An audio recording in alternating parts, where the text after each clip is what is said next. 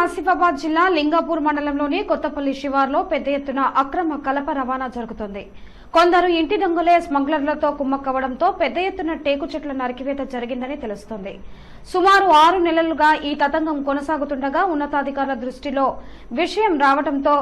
దృష్టికి విషయం రావడంతో వారం రోజులుగా విచారణ మొదలైంది. లింగాపూర్ మండలంలోని కొత్తపల్లి అడవి ప్రాంతంలో పెద్ద మొత్తంలో చెట్లను నరికినట్లు తేలగా సుమారు 4 లక్షల విలువ గల కలపను తరలించేందుకు స్మగ్లర్లు అడవిని కొట్టినట్లు తేలింది. దీంతో జోడేఘాట్, ఉడుంపూర్, జన్నారం రేంజ్ పరిధిలోని 6 అధికారులను ఉన్నతాధికారులు సస్పెండ్ చేశారు. కొత్తపల్లి ప్రాంతంలో కలప నిల్వ ఉన్న విషయంపై గత 2 రోజులుగా విచారణ జరుగుతుండగా ఇంటి దొంగల తతంగం బహిర్గతం అవుతుందేమోనని గుట్టుచప్పుడు కాకుండా విచారణ జరుగుతోంది. స్మగ్లర్లు పెద్ద పెద్ద మిషన్లు పెట్టి అడవిని ధ్వంసం చేయగా పెద్ద మొత్తంలో కలప బయటపడుతుంది.